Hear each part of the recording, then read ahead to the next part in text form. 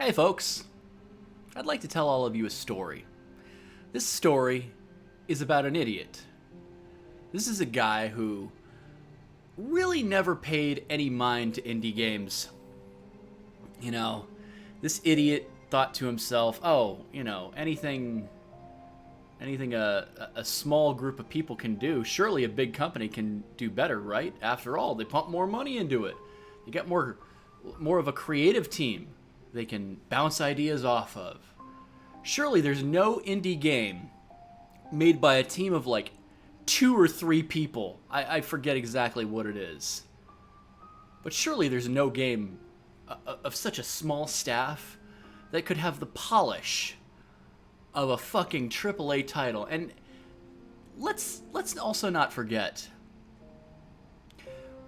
we would have to trust AAA developers to not pump all that money into stupid shit.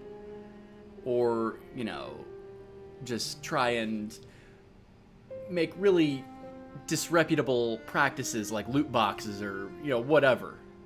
One controversy after another. Well, this idiot has had his eyes open at the absolute majesty that is Hollow Knight. People asked me for so long. Every time I would stream, it seemed like every couple of streams I would get a question about what my thoughts on Hollow Knight were. It's like, well, I've never heard of it. I would get questions about, well, can you play Hollow Knight? It's like, yeah, I mean, it's an indie game, right? I'm sure it's good, but why would I play this when I could just play Super Metroid, right? Stupid idiot. You stupid idiot. Fuck's sake, you're terrible. Anyways, I have to give this game absurd props. Because somehow or another, it has managed to craft everything that I love about a Metroid-style map. I hate the term Metroidvania because guess what? Castlevania started as a level-based, side-scrolling platform sort of game. Symphony of the Night is the one that sort of grabbed onto Metroid's coattails. But it manages to combine everything that I love about a Metroid-style map with the challenging but fair difficulty of a Dark Souls game. And specifically, not even Dark Souls. This game reminds me of Bloodborne. Which, those of you who watch me stream may know that I still, to this day, have not beaten Bloodborne. I think is less to do with how much time I put into it and just more due to the fact that I just stop playing. I get frustrated and stop. But Hollow Knight, how amazing was this game? For $15 and you get 4 DLC packages. Now, mind you, they vary in size and complexity. But this game is a fucking labor of love that just reminds me of why I love video games so much. And I don't get to enjoy that anymore. I was thinking to myself about a month and a half ago, right before Final Fantasy VII's remake hit, and I played the demo for the first time. And it was good. I was acknowledging to myself, yeah, this is good, this is competent, but I'm 31 years old. I am in the middle of one of the worst years of my life, personally. Do I just hate video games now? Do I just not derive any joy from these anymore? Am I just becoming a jaded adult with no sense of fun whatsoever? And then I played this. And I'm going to give a shout out to Ripplery on Twitch, who is the one who donated money and said, whatever, just play this game. Do yourself a favor, play this game. You don't have to stream it, you don't have to do nothing. Well, here I am. And this is one of my favorite games of the decade for a team this small. Now enough fucking around. Let's crack open a cola for the working land, or the unemployed land. In wilds beyond they speak your name with reverence and regret, for none could tame our savage souls, yet you the challenge met. Under palest watch you taught we change, base instincts were redeemed. A world you gave to bug and beast, as they had never dreamed. From Elegy for Hallownest, by Monoman, the teacher.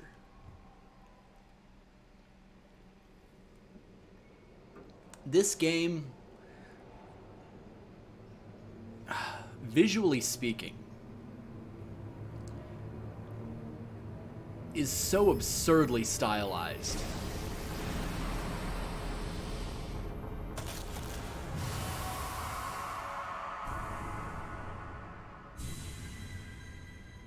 And what is that? What was that golden glow? What was that chained figure? What is that egg with the 3 masks on it? Just sit back, friends. I'm about to take you all on a journey. Meet this little guy.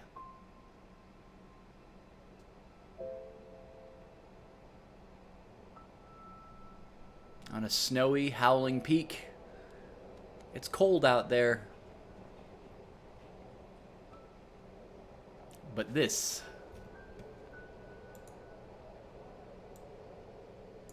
And I didn't even have this set properly. God damn it.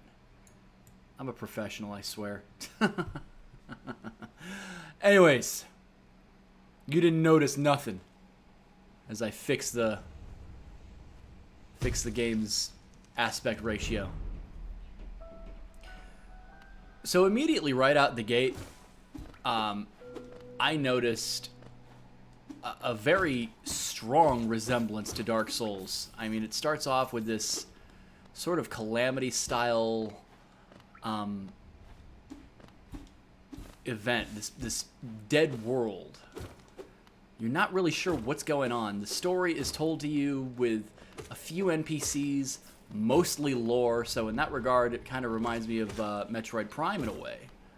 I was a big fan of that game, as I'm sure you guys know. I played it over and over and over and over. Sound and score by Christopher Larkin. Mad props for that one, Chris Larkin. Because this game, I cannot say enough good things about it. I have never played a game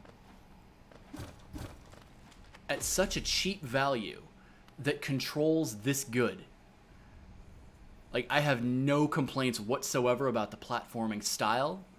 I have no I mean, obviously the challenge is there, but it is absurdly fair. The job for you as the player is simply to not get overwhelmed, to observe, to adapt. And I'm going to admit, I've had some massive rage moments on stream playing this game. I have embarrassed myself to an absurd degree, but higher beings, these words are for you alone. Your great strength marks you amongst us. Focus your soul, and you shall achieve feats of which others can only dream. I'm already flubbing over my own words. So, the Soul Heal is probably the most important ability in this game because, well, I say probably, but there are others, like pogoing, which the game's engine is just totally built around. The control style, I cannot rave enough about it. Now, obviously, there's imperfections in a game, and there are valid criticisms that you, as the player, can always make. I have a hard time finding any criticisms because from a sound, you know, you guys know I'm a big fan of video game soundtracks. And for the most part, there are some interim parts of the game that are very quiet and you have the ambience of the cavern that you're in. Visually speaking, look at this.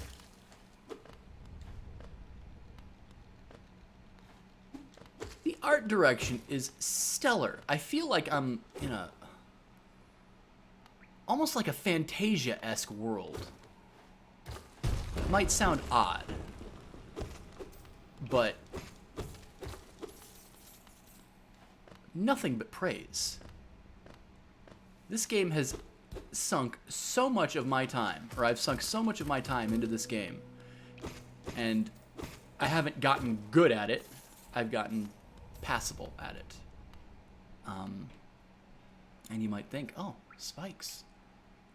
Surely I need like an air dash or a double jump or something to get across, right? Nope.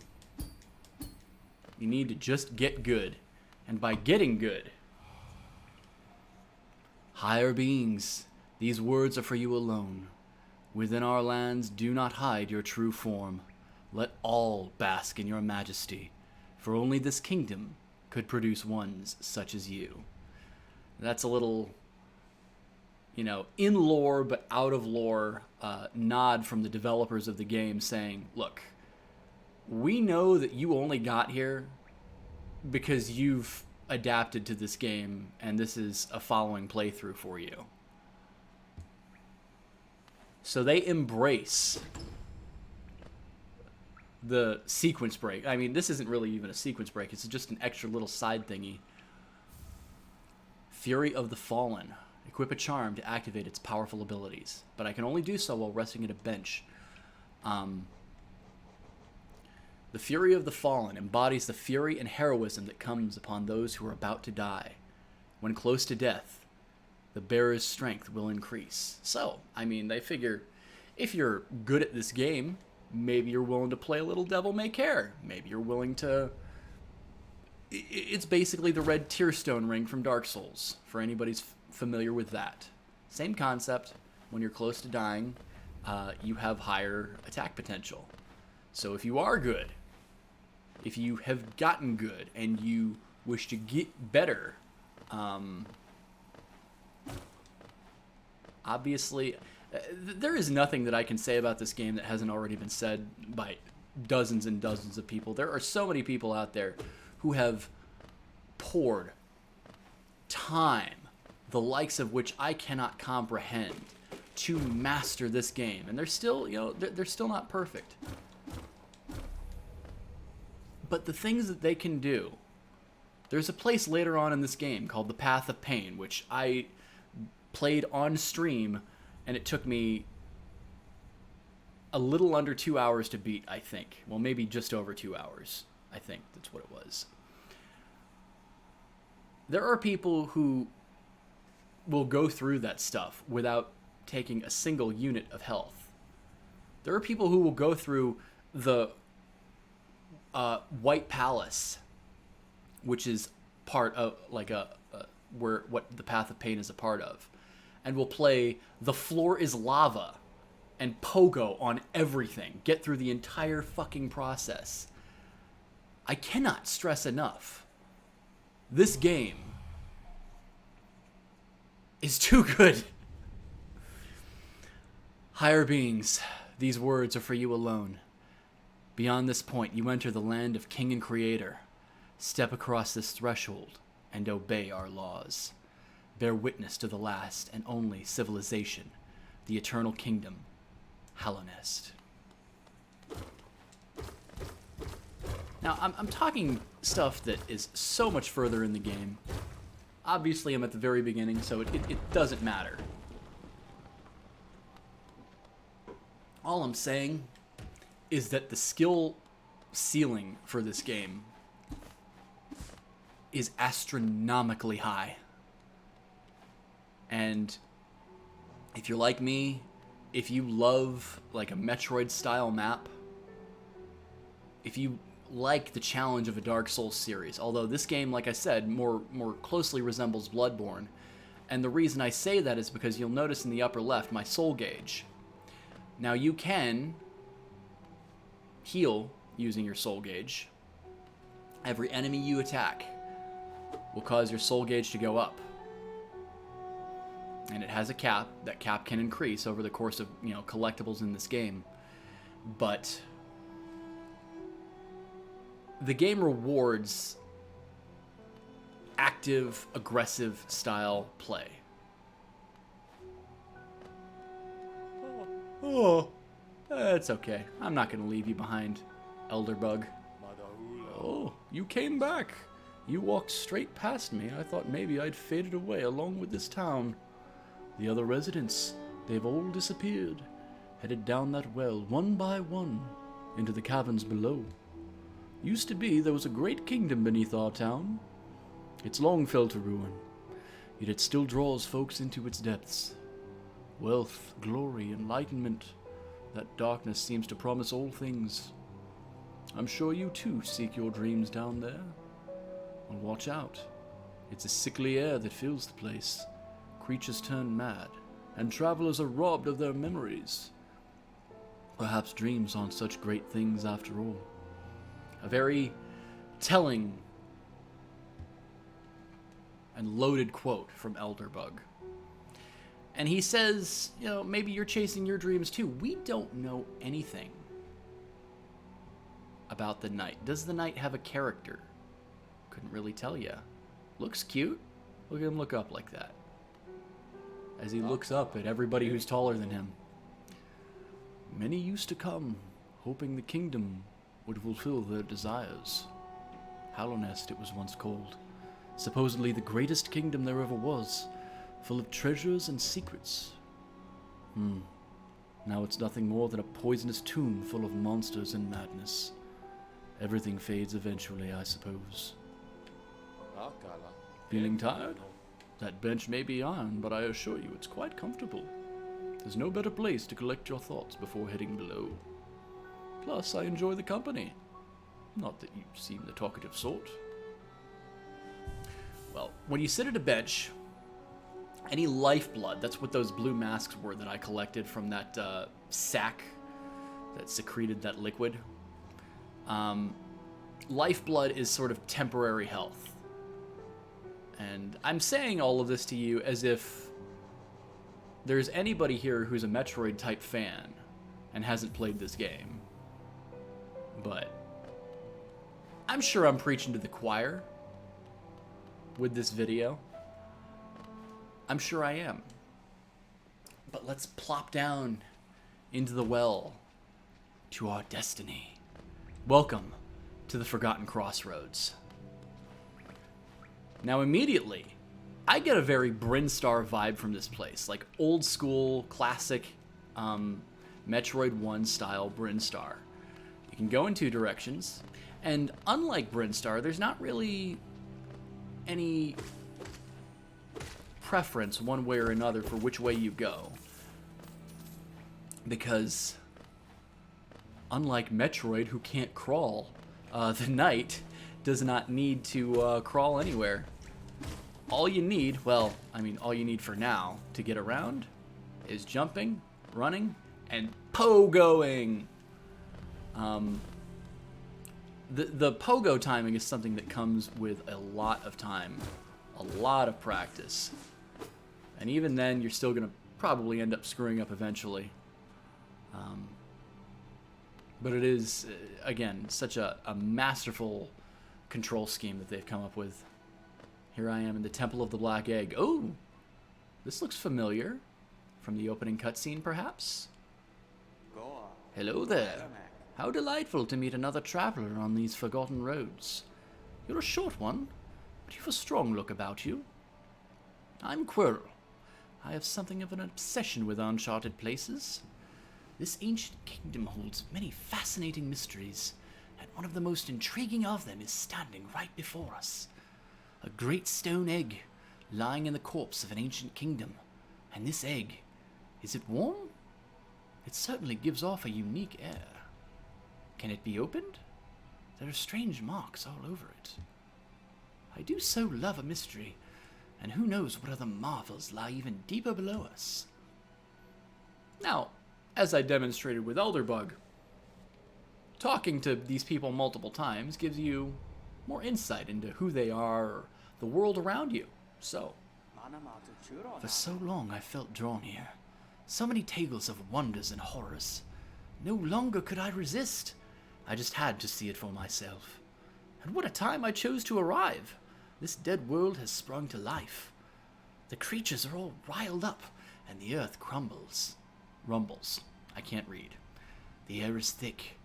I wonder what could have brought it all about. Well, there was this chained figure and this golden fog, whatever it was. To persevere in this ruin, that old nail alone just won't be enough. Though that's no problem. One only has to look around. Plenty have come before us, and most have met their grisly end, many more equipped than you and I. I'm sure they wouldn't mind were a fellow explorer to relieve them of their tools. It's a kindness, really. The dead shouldn't be burdened with such things.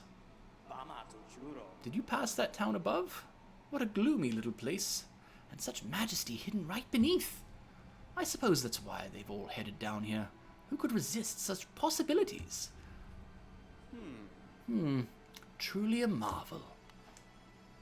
So, Quirrell is going to be a traveling buddy. There are numerous NPCs that you're going to encounter frequently throughout this game as you explore the ruins of the Kingdom of Hallownest. Quirrell is one of them, one of the more notable ones. Now, when it comes to attacking enemies, there's two schools of thought. If you'll excuse me while I take a sip. Two schools of thought. You can sort of just thwack at them from above, or if you really are confident in your abilities to pogo, you do it for some style points, although the rhino beetles are a little... Well, is that really a rhino beetle? I don't know. Be mindful of any stalactites that might be airborne and come down on your poor knight head. So many places, so many possibilities, directions for you to go. Oh God. Hello. Well, aren't we a big boy? So, almost always, anything that you see in this game is hostile.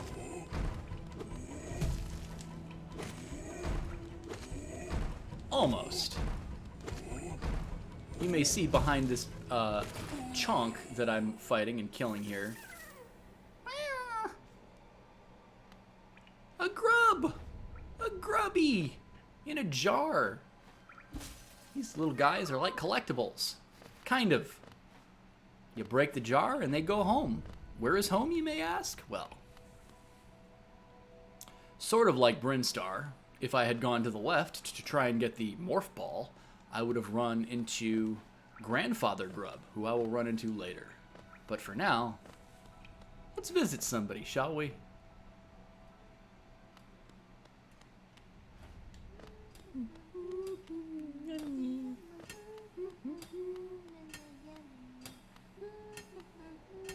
This cheerful little miner.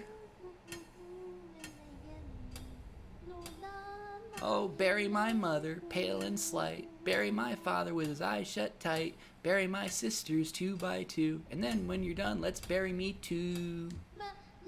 Do you know that one? It's one of my favorites. We can sing something else if you like. You start singing and I'll join in.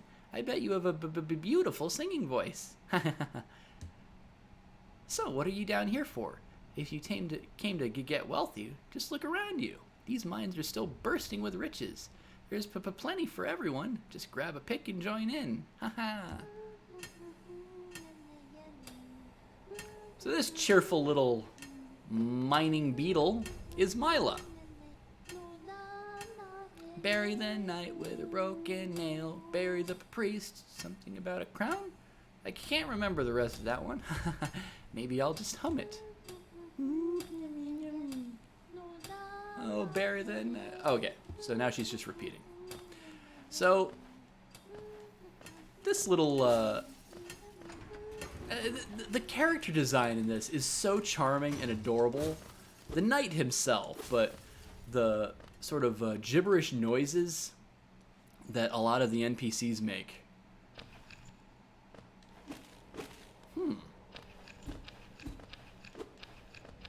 Feels unsteady, but apparently I can't do anything with it right now.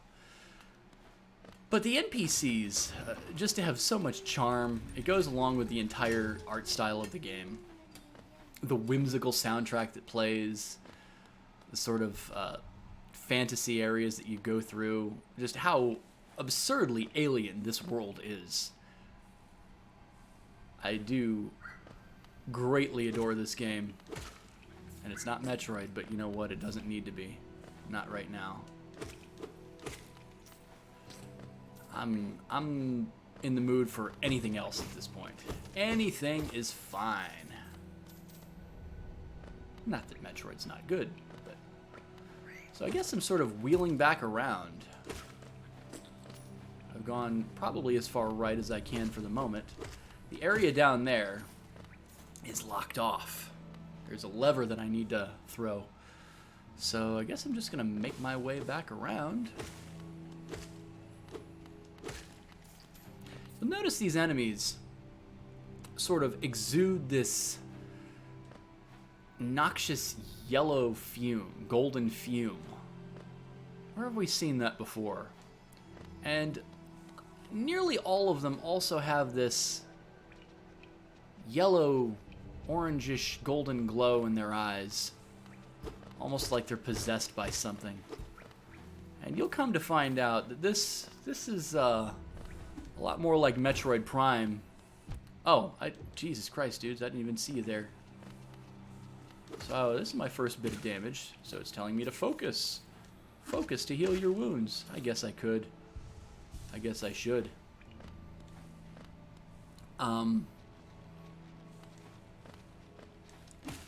But something about this world has had its way with all of the former citizens, and now all that's left are, I mean, just mindless little beasts like this, and shambling, almost corpse-like creatures. Something has happened. And it might have something to do with that golden stuff. Well, I tried. Come on up. I'm coming, Grubby, I swear. Okay, come on, work your way around then, asshole. I know you want to. Let's try and lure him down. Alright, there we go. Grubby, get!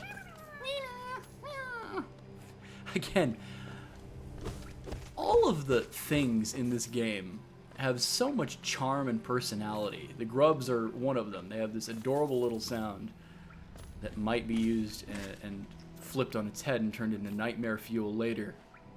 Maybe. I was... From the first moments that I played this game, the art style itself told me that I was going to enjoy what the hell this was. Whatever it was, I was going to enjoy it. Got some shrubbery over here. The Pilgrims Way, travelers of Hallownest, descend through verdant wilds and fungal groves to the city at this kingdom's heart.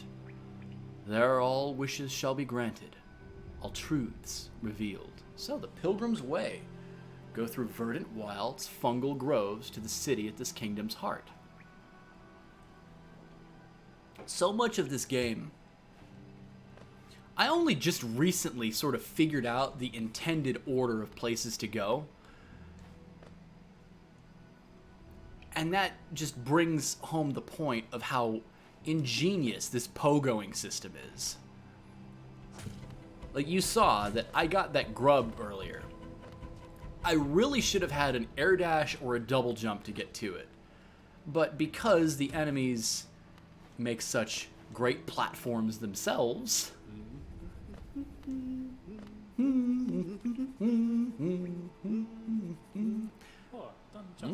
Ah, hello there. Come down to explore these beautiful old ruins? Don't mind me. I have a fondness for exploring myself.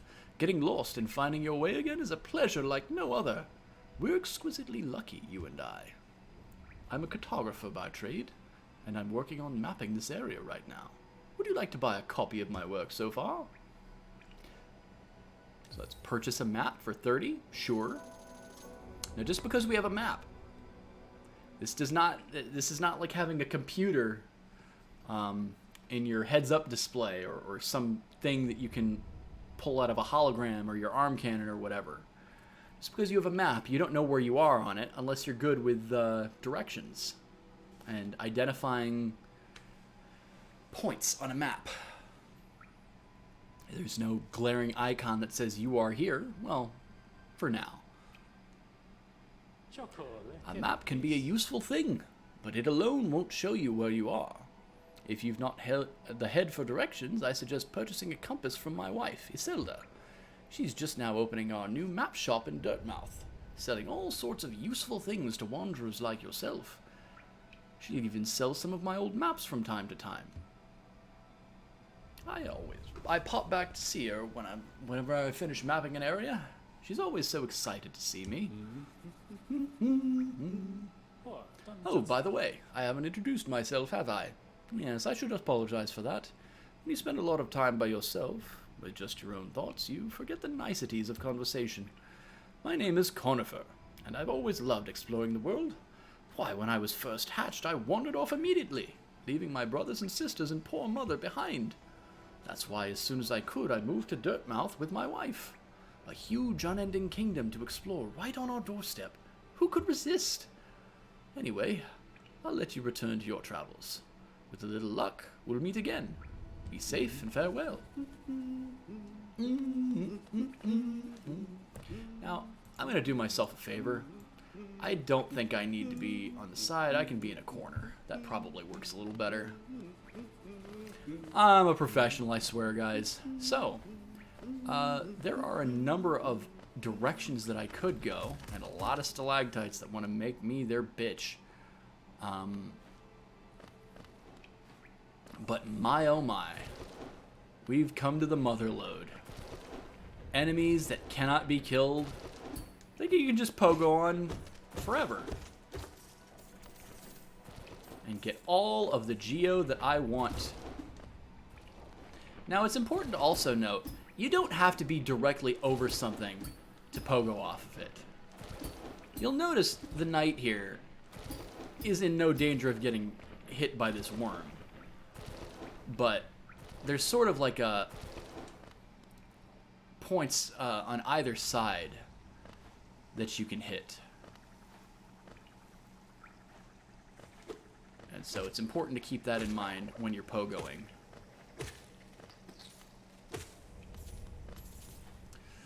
Ugh, disgusting creatures. Uh-oh. Stalactite. And another grubby. I promise I'll go and find out where those guys are coming from soon. Or going to, rather.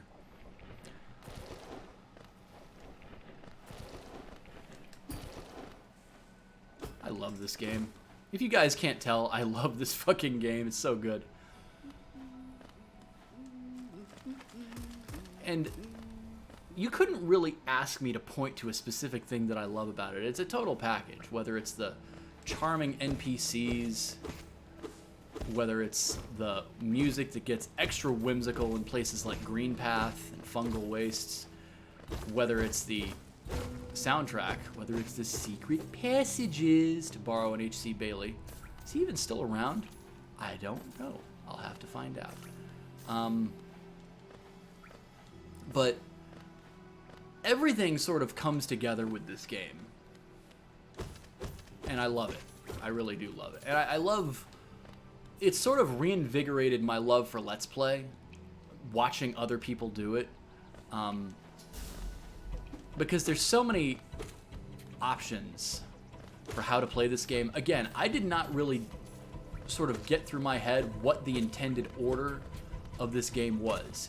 You guys might remember my Let's Fuck Around with Metroid, where I actually went through and said sequence breaks are not authorized until I come across the Edecuns and the Decora for wall jumping and shine sparking. And that sort of applies here as well, because pogoing gives you so many options. And I know I'm going the wrong way, but oh no, pogoing can only do you so much good. But that doesn't mean that there's not geo to be found. Geo. I do love geo. I love money. And I'm gonna need a lot of it in this game, because they got lots of things to buy. But once you've gone through an area once and sort of taken care of the enemy at hand, less show up later. It's just a one-time only deal. Now, this is a hot spring. If I had actually taken any damage, matter of fact,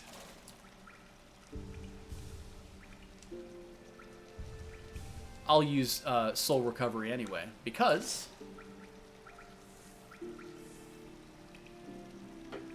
normally when you sit at a bench, all that heals are your masks. And it sort of works like a Dark Souls bonfire where when you sit in the bench, every enemy that you've killed respawns. I'm not sure how far the game's memory goes as far as keeping track of enemies that you've killed, but unless it's like a nuisance enemy, and I'm not sure if this aspid over here counts as a nuisance. Yeah, it obviously does because I killed it and yet it respawned. Nuisance enemies like that only go down in like 1 or 2 hits or whatever, and they aren't that aggressive, those respawn just by default. But bigger enemies, like this charging beetle over here, they stay dead until you sit at a bench, and then they respawn. So, let me, again, marvel at how wonderfully this game handles platforming. Because I've got an enemy here. Matter of fact, let me try and time this myself. Well, it was worth a shot. I'm not gonna fuck around with it too much. I'm sort of at the mercy of trying to lead the enemy not to death, which I'm not that great at. I'm good at controlling myself. Controlling the enemy is another matter entirely. But this is also another nuisance enemy in that it respawns anytime you leave the room. Ah! Fucking. I'll give it one more try. I'll give it one more try. If I can't do it, fuck it. But I want to demonstrate just the potency of pogoing. I guess I did with that grub earlier, but I don't think well, as I take damage here. Well, now I'm taking damage and fucking it all up. Never mind. I'm just terrible at the game. I demonstrated with the grub earlier, but this area right here is where I was live on stream, and I sort of started putting the pieces together for how powerful pogoing is. Like, you pogo off an enemy, you sort of lead an enemy to a corner where you would normally need like a better jump or a dash or whatever. And that leads to some pretty powerful nonsense if you're willing to exploit it in this game. Just the places that you're able to go. There's an area later in this game that's actually it connects to the Forgotten Crossroads. But you're not supposed to go there until about the middle of the game, I think is what the game intends. And you can get there very shortly after Green Path with a little bit of fuckery. And I have to go back because I want all of the geo. I want all of the money. I want all of the money. Yes, yes, all of the money. I want all of the money in my big ass wallet now. Actually, it's an empty ass wallet. But that's okay. Oh shit. Oh, well, I usually live by the philosophy of no geo left behind, but I think I've got to say goodbye to that for right now. I'm not going to go too much longer with this. But, well, if I can actually get through properly without backtracking by mistake. There is a fast travel system in this game. Aside from the fast travel system of save quitting, which will take you back to the last bench that you sat at. So right now, since I have not sat at any benches besides the one in Dirtmouth, that's where I would spawn when I save and quit. If I were to save and quit right now. But inserting Geo opens up the Stagways.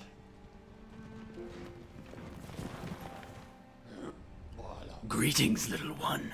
It's been an age since I last heard the ringing of a station bell. It echoed down the Stagways and called me to you. I've grown stiff and tired over these many years, and I've forgotten much, but the sound of the bell will always call me back.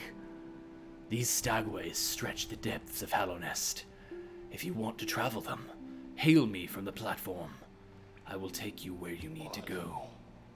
So he can actually go right back to Dirtmouth. There is a station in Dirtmouth. It was closed off, but I could reopen it. Let's talk to him first, though. It was a long time ago, but I remember when these highways and crossroads pulsed with life. These are the paths I first carried passengers through when I was young. Those travelers are long gone, yet still I remain. Now it seems it's just you and I, and the furtive creatures scratching and squirming all around us. Eager to travel the Stagways? Just hop upon the platform, give me the signal, and we'll soon be on our way. Now, if you weren't convinced by the absolute charm that this art style has, look at this. Look at that. Look at the knight just sitting on the saddle as, the last stag tries his best. Let's talk to him about Dirtmouth, shall we? This place. We are near the surface, I believe. There's a town here. You should take the opportunity to rest. This place was once full of travelers coming and going. It seems much quieter now. Indeed it does. It's a ghost town, with only one person left in it. But let's at least open the door. And voila! The Stagways are open again. I can travel in between, however I wish. This game is so good. I have not gotten tired of anything in it yet. I mean, there are certain times when I'll get really salty. Trust me, the salt does flow.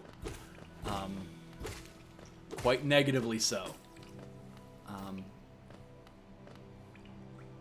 But there's something about it that it calls to my early love of Metroid and adventure so much that, salt be damned. It really doesn't matter to me. It's such a incredibly designed game. Sound-wise, level-wise, control-wise, you name it. Visually speaking, it just... Again, something about it. I'm not sure what it is, but this speaks to me on a level as I get jumped on by Mario over here. This speaks to me on a level that I probably have not enjoyed. It's been a long, long time. I mean, I enjoyed Samus Returns. It was a game that really needed updating, Metroid 2. But as much as I enjoyed it, I think this speaks to me on a level that probably goes back to Metroid Prime 1. And for $15? For only $15? Are you freaking kidding me? Anyways, I've got a pain in the ass in my way. The Gru's mother.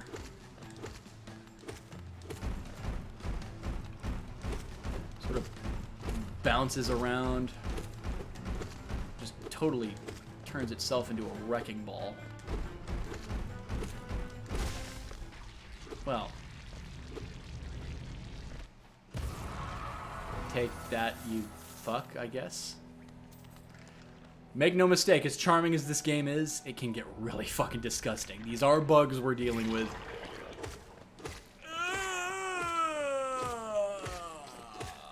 And when you see shit like that, it just gives me the willies. So, I have a place that I cannot get to. and I really can't get anywhere with it right now. I guess if I were to die, which would suck because there's a bench up there. So if I were to die in this room, I'd want to die after I've sat in that bench. We'll get into what happens when you die later. Again, for all 2 of you watching who haven't played it. And if you haven't played it, play it. Oh my god, it's so good. Oh, you oaf. You wield your nail like a club. Esme, how much deeper do we have to go? Huh? What? Who are you? I see. This old village. What a strange dream to have led me down here. If you hadn't found me, I don't think I would have ever woken. I'm sly. Usually I live an uneventful life up in Dirtmouth. The air in these ruins doesn't agree with me, so I'd best be getting back. Now you notice there was that golden fog sort of surrounding Sly's head while he was sort of in his little stupor there. If you return above, come and see me. I'm probably the friendliest face left there, and I can thank you properly for your good deed. Thank me properly, or drain my wallet of every geo that I have. You're exploring then. Very brave. Plenty of courageous wanderers have been lost to the hunger of these old caverns. You have your nail, though, and I can tell just by looking at you. I can tell just by looking that you know how to wield it. Alright, just repeating stuff. So, we've met a new NPC, and he is going to go back up to Dirtmouth. And wait a second.